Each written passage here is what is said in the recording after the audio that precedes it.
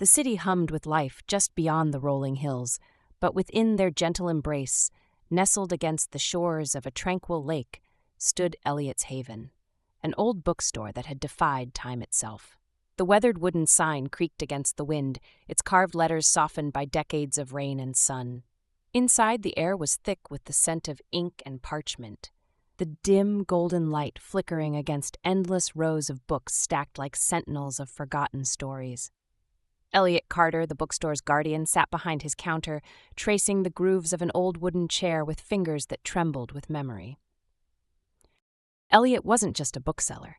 He was a collector of moments, a keeper of whispers trapped between pages. His bookstore wasn't a business. It was a sanctuary. People wandered in, seeking more than literature. They sought solace, answers to questions they hadn't yet spoken aloud. But Eliot had a secret. He never let go. Every book, every note left behind, every worn-out relic carried the weight of memory. Even the broken chair behind his counter, Margaret's chair, remained untouched, a silent tribute to a love that time refused to steal. One rainy afternoon, as the storm pounded against the glass, a young woman stepped inside, Claire. Her silhouette, drenched and trembling, paused at the entrance as if the bookstore itself had called her. She was in her mid-20s, with sorrow draped over her like an invisible shroud. Her eyes, dark with unspoken grief, wandered the shelves not with curiosity, but with a quiet desperation, like a soul seeking something it couldn't name. Eliot watched in silence, recognizing the weight she carried, one he knew all too well. "Can I help you find something?" His voice, rough yet gentle, broke through the quiet. Claire hesitated, her fingers skimming over an old leather-bound novel before whispering, I don't know what I'm looking for." Eliot nodded, offering no judgment, only understanding. "Then perhaps," he said, leaning forward, "it will find you." She returned the next day, and the next, always searching, never settling. She would pick up a book, read a few pages, then set it back down, as if waiting for something or someone to speak to her from within the pages. Eliot watched her, knowing better than to press, his curiosity tempered by patience. But on the third visit, as the clock neared closing, Claire hesitated near the counter, her fingers trembling against the wood before she finally spoke. "My father passed away 6 months ago," she admitted, her voice barely above a whisper. "He had dreams for me, dreams I never wanted. He wanted me to take over his business, but Her voice cracked, her breath unsteady. "I wanted to paint, to travel. And now, I can't shake the guilt. I feel like I've failed him." Eliot studied her for a long moment.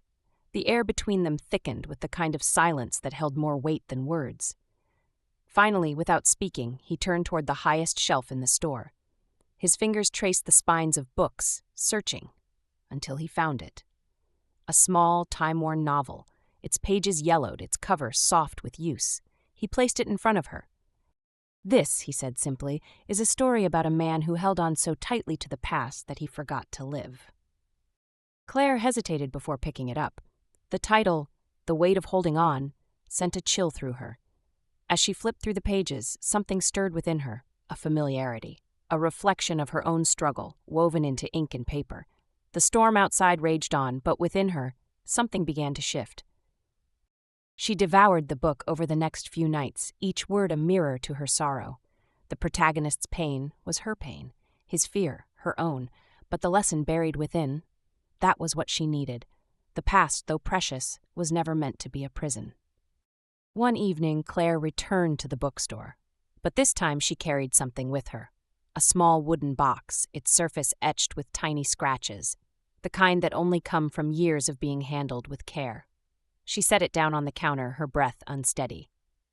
"This belonged to my father," she murmured. "Inside are letters he wrote to me, telling me how proud he was of me, no matter what I chose to do." Her voice wavered. "I thought locking them away would protect me, that if I didn't read them, I wouldn't miss him as much. But," she swallowed hard, the truth finally breaking through, "I think I need to let go, not forget.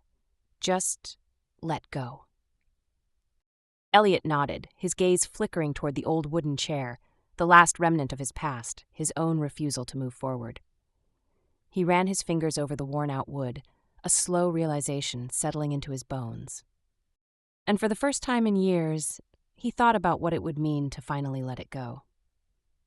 Elliot's fingers lingered on the wooden chair, tracing the faint dents and scratches left behind by time and memory. He had spent years convincing himself that holding on to it meant keeping Margaret close. But now, for the first time, he questioned that belief.